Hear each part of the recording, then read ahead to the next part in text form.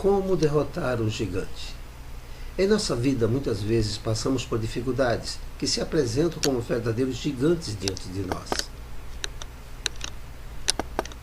A maneira como encaramos as dificuldades é que irá determinar a nossa vitória ou nossa derrota. Quando olhamos para a batalha entre Davi e Golias, no livro de 1 Samuel, capítulo 17, aprendemos a maneira correta para derrotar os gigantes que se apresentam diante de nós. Chegava-se, pois, o filisteu pela manhã e à tarde e apresentou-se por 40 dias. 1 Samuel 17:16. Durante 40 dias, todos os dias, ele dizia a mesma coisa, afrontava o exército de Saul, afrontava o Deus de Israel. 40 dias é muito tempo sendo afrontado. 40 dias é muito tempo sendo espezinhado. E digo espezinhar, pois significa pisar repetidamente, tratar mal, tratar com menosprezo, humilhar. Alguns talvez estejam passando por isso há 40 minutos. Talvez alguns estejam passando por isso há 40 anos. Talvez 10, talvez 5 anos. O tempo não importa.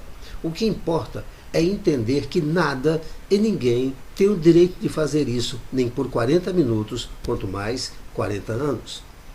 Quando olhamos para certas circunstâncias na vida, elas parecem ou tornam-se gigantes, sejam dívidas que se agigantaram, problemas com e em família, doença, desemprego, abandono. Qual é, pois, a dificuldade que está lhe afrontando? Vejamos o exemplo de Davi. Quando ele ouviu o que estava sendo dito pelo Golias, ele disse: quem é, pois, este incircunciso filisteu para afrontar os exércitos do Deus vivo? 1 Samuel 17:26b. Gostaria de lembrar algo mais dito por Davi, que vemos em 1 Samuel 17:36. Assim feria o teu servo o leão como o urso, assim será este incircunciso filisteu como um deles, porquanto afrontou os exércitos do Deus vivo.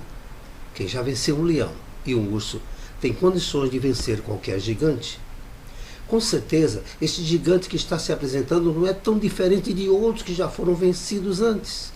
Lembre-se de outros gigantes que lhe afrontaram antes e que foram vencidos. A afronta não é só contra você. Se é um servo de Deus, essa afronta é contra o exército do Deus vivo. Indigne-se se sua vida não está sendo digna de um servo de Deus. Levante-se contra este gigante que está diante de você. Lembre-se, todo o exército de Saul olhava para o gigante e dizia: ele é grande, estou com medo. Contudo, Davi olhava para ele e dizia: ele é muito grande, não vou errar. Quando olhamos com os olhos da fé, não devemos olhar para a dificuldade ou o seu tamanho, mas para o tamanho de Deus diante das dificuldades. As dificuldades podem vir, e certamente virão. A maneira como olhamos para elas é que determina a nossa vitória. Tenha em mente o que diz Isaías 26:3. Tu conservarás em paz aquele cuja mente está firme em ti, porque ele confia em ti. Fique firme no Senhor e você vencerá.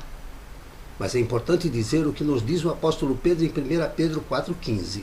Que nenhum de vós padeça como homicida, ou ladrão, ou malfeitor, ou como que se intromete em negócios alheios.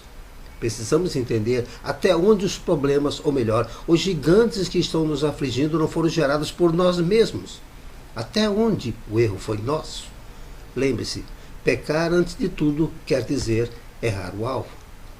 Se fomos nós mesmos que geramos um problema que se tornou um gigante, precisamos em primeiro lugar ter humildade para reconhecer onde erramos.